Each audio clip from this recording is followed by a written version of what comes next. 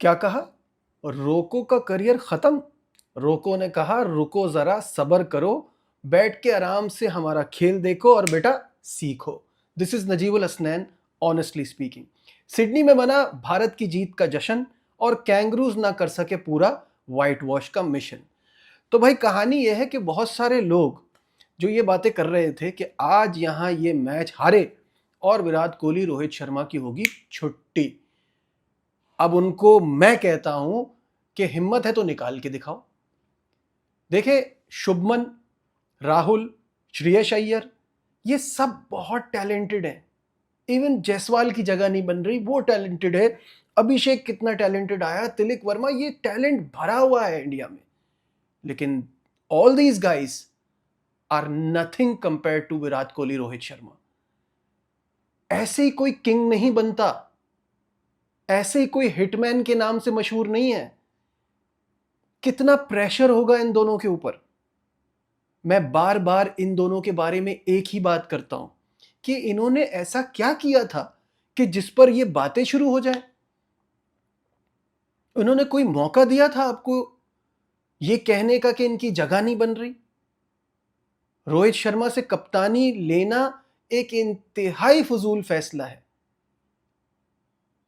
आपको senior junior का combination बनाना पड़ता है, और ये तो बहुत यंग टीम है, इनमें दो लड़कों से क्या फर्क पड़ रहा है? रोहित शर्मा, विराट कोहली के रहने से आपकी क्रिकेट बेहतर ही होगी। ये लड़के इनके एक्सपीरियंस में सीखेंगे। इनकी टेक केयर करना, इनका ख्याल करना, इनको सुपरस्टार ट्रीटमेंट देना, ये बीसीसीआई की जिम्मेदारी है। I understand and I feel very happy कि क्रिकेट में ऐसा होना चाहिए। मेरी दुआ है पाकिस्तान में भी ऐसा हो कि आप किसी सुपरस्टार से डिक्टेट ना हो, आप किसी सुपरस्टार पर डिपेंडेंट ना हो। लेकिन वो सुपरस्टार जिसकी इतनी सर्विसेज हो, उसका रिगार्ड तो करना बनता है ना। आखिरी मैच, आखिरी वनडे गेम इस सीरीज से पहले जो इन लोगों ने खेला था, वो चैंपियंस ट्रॉफी का फाइनल था ना। वहां से यहां में बदला क्या कि ये बातें शुरू हो गई, इतना प्रेशर डाला। मैं मानता हूं कि विराट कोहली अब इंग्लैंड में रहते हैं तो उनका वो क्रिकेट से वो वाला ताल्लुक जरा कम हो गया है, वो क्रिकेट इन्वायरमेंट से थोड़ा बाहर निकल गए। But it took him two games to get back on track. आज जो पहला रन लेने के बाद उनका रिलीफ था ना, वो ये था कि भाई इतनी दूर से आया हूं ऑस्ट्रेलिया, चलो रन तो बना एक। लेकिन उसने साबित किया कि वो ऐसे ही बड़ा प्लेयर नहीं है, और अगर वो एंड में तेज खेलना चाहता ना तो रोहित शर्मा की सेंचुरी रह जाती। तो इसलिए उसने उसके रन होने दिए। जहां तक रोहित शर्मा की बात है, पहले मैच में वो स्ट्रगल किया, और पर्थ में हमेशा जो टीम जाती है, टूरिंग टीम, वो पर्थ में परेशान होती है, वो तो पहले ही पता था क्या होगी। जब एडिलेड में 73 किए, ओ हो, फिर शुरू हो गए कि इतना स्लो खेला, इतना स्लो खेला। भाई वो वहां एडजस्ट कर रहा था, वो वापस अपनी फॉर्म तलाश करने की कोशिश कर रहा था, और आज उसने साबित कर दिया। पिछले मैच में तो उसको किसी ने सपोर्ट ही नहीं किया, आज जब उसको सपोर्ट मिला तो 121, और क्या शानदार नॉक खेली, कितना जबरदस्त तरीके से, किसी को अपने सामने नहीं टिकने दिया। हेजलवुड हो, स्टार को, किसी को नहीं। ये वही डिलीवरीज, वही तरह की बॉलिंग जो है, वो जब शुभमन खेल रहा था तो लग रहा था कि ये क्या कर रहा है, और जब रोहित शर्मा खेल रहा था तो पता चल रहा था कि हाँ यार, there you have it, that's the hitman that we were talking about.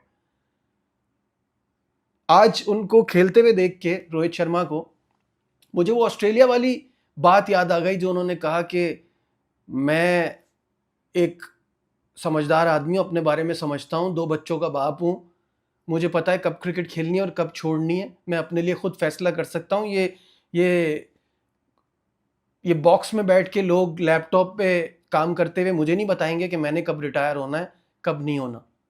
आज वो चीज मुझे फील हो रही थी कि these guys have done so much, और पता नहीं ये किस तरह की एक सोच आ गई है जो ये बातें करना शुरू हो गई है कि अब इनकी छुट्टी होनी चाहिए, अब इनको जाना चाहिए। इनके एक्सपीरियंस से हमेशा सीखेंगे, और अब ये एक ही फॉर्मेट तो है।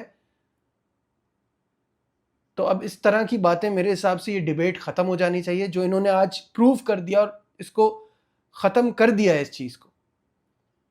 क्रेडिट टू ऑस्ट्रेलिया, क्योंकि इतनी एवरेज किस्म की टीम के साथ वो इंडिया जैसी बड़ी टीम से 2-1 से ये सीरीज़ जीतने में कामयाब हो गए। कुछ पॉजिटिव्स उनके लिए भी हैं कि Matt Renshaw, Matthew short, Cooper colony एक यंग लड़का अच्छा खेल रहा है। मिच ओवन की ये पहली वनडे सीरीज़ थी, मुझे लगता है उनके अंदर भी स्पार्क है, टैलेंट है, तो आगे ये ऑस्ट्रेलिया के लिए बड़ा फ़ायदेमंद होगा। खैर, तो मैं इस मैच के हवाले से भी थोड़ी अपडेट दे दूं। ऑस्ट्रेलिया ने टॉस जीता और बैटिंग का फैसला किया, और सिडनी जिस तरह का ग्राउंड है और वहाँ की जो कंडीशन है, उसको देखते हुए दिस स्कोर वाज नथिंग। जब आप वहाँ पे 300 नहीं करेंगे, इसका मतलब है कि मैच आपके हाथ से शुरू में ही निकल गया है। स्टार्ट इतना बुरा नहीं हुआ था। मिच मार्श के 41, ट्रेविस हेड के 29, most important wicket Travis head की ये मोहम्मद सिराज ने हासिल की। मैथ्यू शॉर्ट के 30, मैट रेनशॉ के फिर 56 की बड़ी इंपॉर्टेंट इनिंग खेली। एलेक्स कैरी के 24, कूपर कॉलोनी के 23। एंड थोड़ा टेल इनकी थोड़ी स्ट्रगल कर गई और पूरे 50 ओवर भी ऑस्ट्रेलिया नहीं खेल पाई। 46.4 ओवर्स में 236 रन बनाने में कामयाब हुए। हर्षित राणा पे बड़ा क्रिटिसिज्म होता है, ये टीम में क्यों है, ये ऑल फॉर्मेट क्यों है, गौतम गंभीर की क्या ऐसी दोस्ती है इनसे जो इनको हर जगह रखा हुआ है। आज भी 4 विकेटें ली, अच्छी परफॉर्मेंस दिखाई। कुलदीप यादव के लिए मैं बहुत बोलता रहा कि उनको खेलना चाहिए। शुरू में तो वो 6.5 की एवरेज से रन दे रहे थे, फिर उसके बाद जो है वो 50 पर आ गई बात, तो 5 की इकोनॉमी से उन्होंने रन दिए ओवरऑल, और सिर्फ एक खिलाड़ी को आउट किया। वॉशिंगटन सुंदर ने 2 खिलाड़ियों को आउट किया।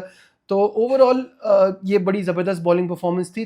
236 पे आउट करना ऑस्ट्रेलिया को, ये पता चल गया था कि अब गेम इंडिया के हाथ में है। बस सवाल वही था कि क्या रोहित शर्मा, विराट कोहली चल पाएंगे, और सारी नज़रें इसी बात पे थी।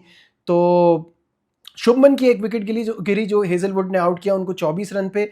रोहित शर्मा 121 ऑन 125 और Virat Kohli 74 on 81। Both of them, this pair was unbelievable, बहुत ज़बरदस्त खेले और नॉट आउट आए दोनों। रोहित शर्मा अपनी इस शानदार परफॉर्मेंस के लिए, जो कि इस वनडे सीरीज़ का सबसे बड़ा टोटल उन्होंने बनाया 121 का, उसके लिए वो man of the match, player of the match करार पाए। तो ये थी इस मैच की बात। एंड जो मैंने शुरू में कहा कि अब ये डिबेट ख़त्म हो जानी चाहिए। इन लोगों को जो रिस्पेक्ट ये डिज़र्व करते हैं वो इनको मिलनी चाहिए। मूविंग ऑन, अब बात कर लेते हैं जल्दी से हम उस एक अपॉइंटमेंट की जिस पे सब बहुत ज़्यादा बात कर रहे हैं, दैट इज़ शान मसूद को consultant international cricket and players affair hire कर लिया। यानी कि वही जो डायरेक्टर इंटरनेशनल क्रिकेट की बात हो रही थी, उसके लिए कंसल्टेंट इनको बना दिया है। ये बात सुनने के बाद तमाम जो, मुझे नहीं पता फॉर्मर क्रिकेटर्स और क्रिकेटर्स क्या सोच रहे हैं, बट तमाम जो स्पोर्ट्स जर्नलिस्ट हैं और जो स्पोर्ट्स की फ्रेटर्निटी है, वो ये सोच रही थी कि अब शायद थोड़ी देर बाद ये अनाउंसमेंट ना आ जाए कि वो क्रिकेट छोड़ रहे हैं, जो कि मुझे समझ में नहीं आता है। वो बहुत अच्छा खेल रहे हैं, और साथ में अभी इंग्लैंड का टूर भी जब होगा तो उनकी बड़ी ज़रूरत पड़ेगी। तो एक्टिव क्रिकेटर का ये रोल करना मुझे नहीं समझ में आता। अगर आप ये कहें कि वो इस जॉब को सूट करते हैं या नहीं, तो मैं समझता हूँ he is well educated, he is well travelled, और साथ साथ उनका एक्सपोजर बहुत अच्छा है, क्रिकेट को समझते हैं। तो ये डायरेक्टर इंटरनेशनल क्रिकेट के लिए बहुत आइडियल कैंडिडेट है। बट करंट प्लेयर कैसे हो सकता है? खेलने वाले प्लेयर पे अभी आपकी टीम 8वें नंबर 9वें नंबर की टीम है टेस्ट क्रिकेट में, आप उनको इस तरफ लेकर आ रहे हो, वो टीम को ऊपर लाने की जिम्मेदारी निभाएगा या वो ये सब देखेगा? ये किस चीज में लगा दिया? ये पाकिस्तान के अलावा दुनिया में ऐसी चीजें सुनने को मिलती नहीं है। कौन लोग हैं जो मशवरा देते हैं? कौन लोग हैं जो इस तरह के प्लान्स बनाते हैं? आई फेल टू अंडरस्टैंड। मेरे हिसाब से ये बड़ी अजीब बात है। जैसे ही वो क्रिकेट छोड़ दें, उसके बाद अगर वो ये काम करते हैं, कंसल्टेंट बने, थोड़ा सीखें, 5-6 महीने में उनको डायरेक्टर इंटरनेशनल क्रिकेट बना दिया जाए, उससे मुझे कोई प्रॉब्लम नहीं, बहुत अच्छा फैसला होगा। बट खेलते हुए आदमी को आप ये चीज़ दे के अपना मजाक उड़ा रहे हैं और उस पर आप प्रेशर डाल रहे हैं। This is what I feel. आप क्या सोचते हैं? कमेंट्स में ज़रूर बताइएगा। और अगर अभी तक आपने चैनल सब्सक्राइब नहीं किया है तो सब्सक्राइब टू द चैनल। देखते रहिए नजीबुल हसनैन ऑनेस्टली स्पीकिंग।